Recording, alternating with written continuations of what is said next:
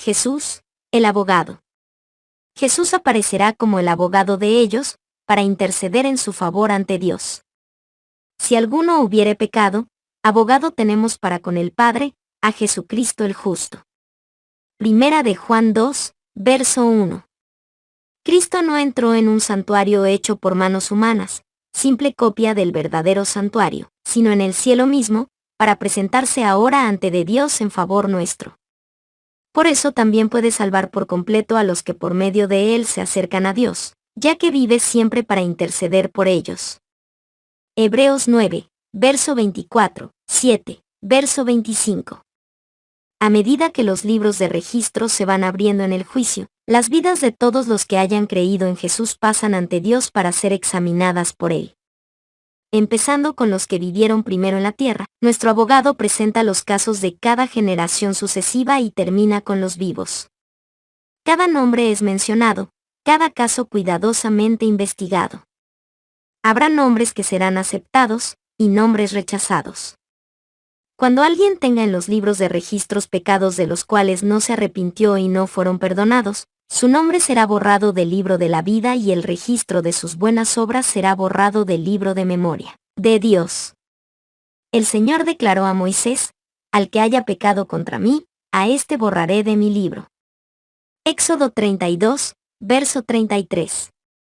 Y el profeta Ezequiel dice: si el justo se apartare de su justicia, y cometiere maldad, ninguna de las justicias que hizo le serán tenidas en cuenta. Ezequiel 18, verso 24.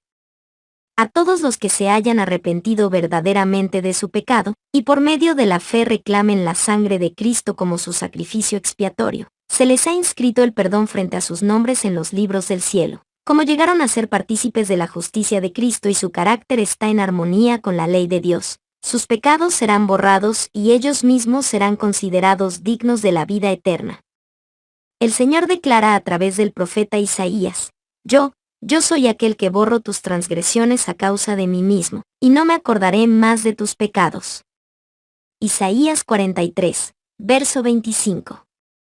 Jesús dijo: el que venciere será vestido de vestiduras blancas, y no borraré su nombre del libro de la vida, y confesaré su nombre delante de mi Padre y delante de sus ángeles.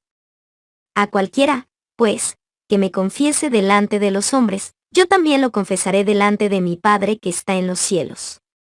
Y a cualquiera que me niegue delante de los hombres, yo también lo negaré delante de mi Padre que está en los cielos. Apocalipsis 3, verso 5, Mateo 10, verso 32 y 33. La escena del juicio. El más profundo interés manifestado entre los hombres por los fallos de los tribunales terrenales solo representa débilmente el interés manifestado en las cortes celestiales cuando los nombres inscritos en el libro de la vida desfilan ante el juez de toda la tierra.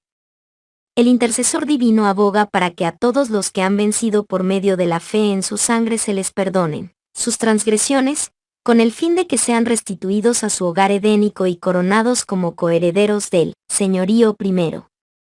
Miqueas 4, verso 8. Satanás, con sus esfuerzos para engañar y tentar a nuestra raza, había pensado frustrar el plan divino con la creación del hombre, pero Cristo ahora pide que este plan sea llevado a cabo como si el hombre jamás hubiese caído.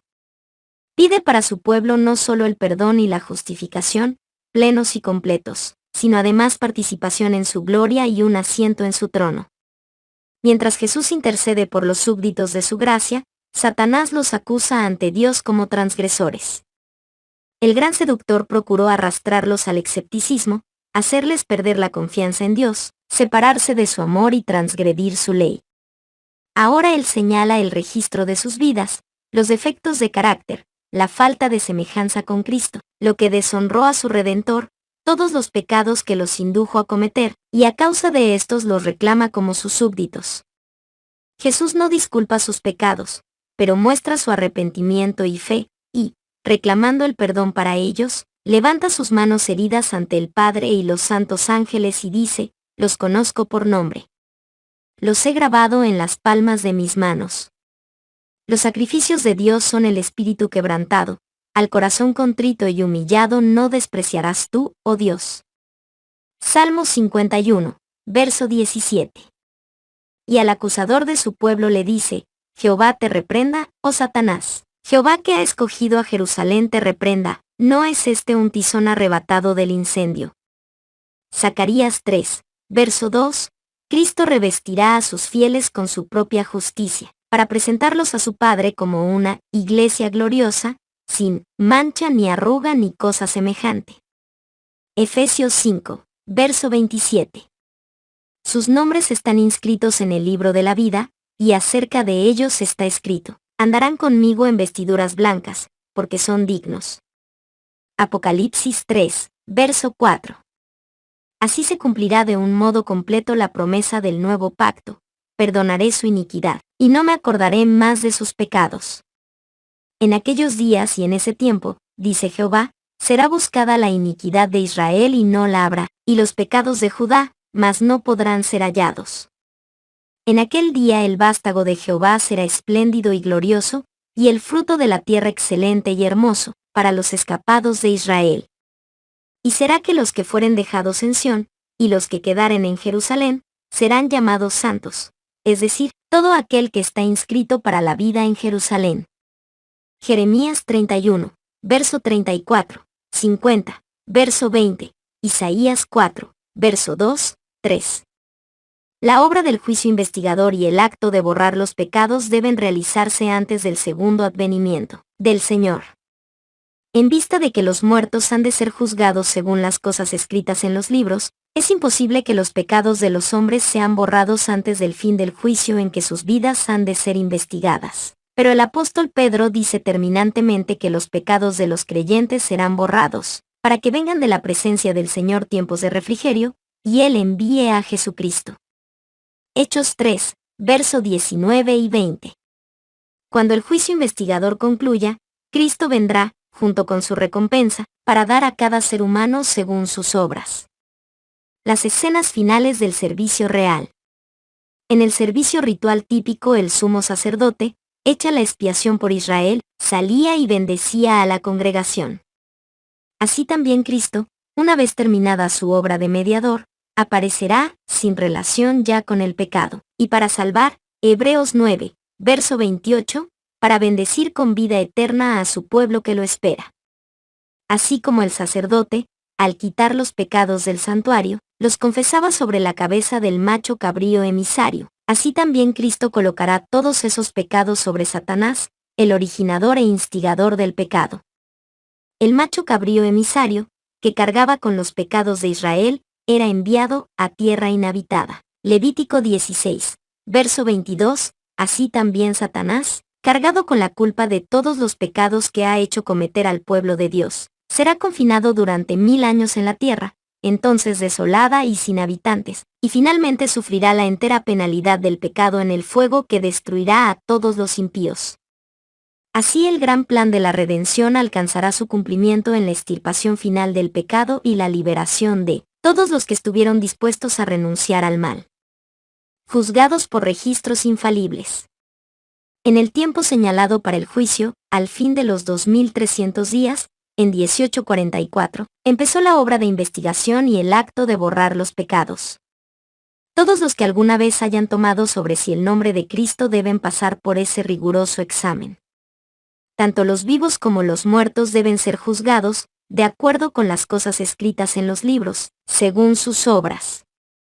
Los pecados de los cuales no haya habido arrepentimiento y que no hayan sido abandonados, no serán perdonados ni borrados de los libros de registros, sino que permanecerán como testimonio contra el pecador en el día de Dios. El pecador pudo haber cometido sus malas acciones a la luz del día o en la oscuridad de la noche, pero son conocidas y manifiestas para aquel a quien tenemos que dar cuenta. Siempre hubo ángeles de Dios que fueron testigos de cada pecado y lo registraron en los libros infalibles.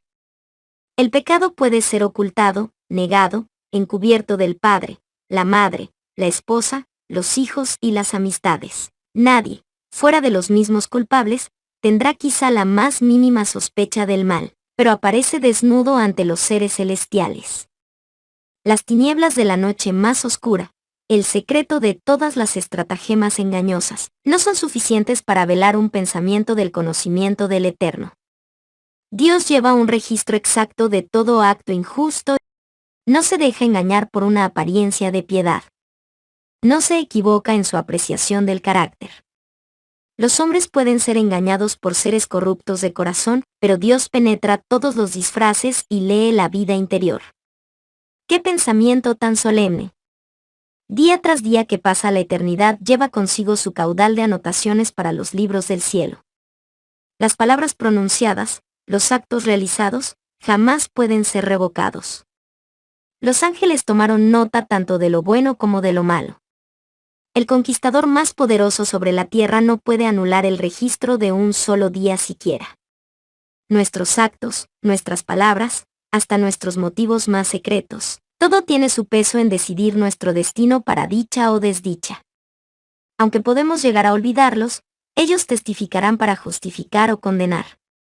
Así como los rasgos de la fisonomía son reproducidos con minuciosa exactitud sobre la pulida lámina del artista, así también el carácter está delineado fielmente en los libros del cielo. No obstante, cuán poca preocupación se siente respecto a ese registro que debe ser examinado por los seres celestiales. Si se pudiera descorrer el velo que separa el mundo visible del invisible, y los hijos de los hombres pudiesen ver a un ángel apuntar cada palabra y cada acto que volverán a encontrar en él, día del juicio, cuántas palabras se pronuncian cada día se dejarían de pronunciar, cuántos actos se dejarían de realizar. En el juicio se examinará el uso de cada talento. ¿Cómo hemos empleado el capital que el cielo nos concediera?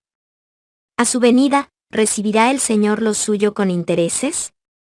¿Hemos perfeccionado las facultades que fueran confiadas a nuestras manos, nuestro corazón y nuestro cerebro para la gloria de Dios y la bendición del mundo? ¿Cómo hemos empleado nuestro tiempo, nuestra pluma, nuestra voz, nuestro dinero, nuestra influencia? ¿Qué hemos hecho por Cristo en la persona de los pobres, los afligidos, los huérfanos o las viudas? Dios nos hizo depositarios de su santa palabra. ¿Qué hemos hecho con la luz y la verdad que se nos confió para hacer a los hombres sabios para la salvación? No se da ningún valor a una mera profesión de fe en Cristo. Solo se tiene por genuino el amor que se muestra en obras. Con todo, el amor es lo único que a la vista del cielo da valor a un acto cualquiera. Todo lo que se hace por amor, por insignificante que pueda parecer en opinión de los hombres, es aceptado y recompensado por Dios. El egoísmo escondido de los hombres aparece publicado en los libros del cielo. Allí está el registro de los deberes que no cumplieron para con el prójimo, el de su olvido de las exigencias del Señor. Allí se verá cuán a menudo fueron dados a Satanás el tiempo, los pensamientos y las energías que pertenecían a Cristo. Tristes son las anotaciones que los ángeles llevan al cielo. Seres inteligentes, que profesan ser seguidores de Cristo, están enfrascados en la adquisición de bienes mundanos o en el goce de los placeres terrenales. El dinero, el tiempo y las energías son sacrificados a la ostentación y al egoísmo, pero pocos son los momentos dedicados a orar, a investigar las Escrituras, a humillar el alma y a confesar los pecados. Satanás inventa innumerables proyectos para ocupar nuestra mente, para que ella no se espacie en la obra precisa en que deberíamos estar más ocupados. El archiengañador odia las grandes verdades que resaltan un sacrificio expiatorio y a un mediador todopoderoso. Sabe que su éxito estriba en distraer las mentes de Jesús y de su obra.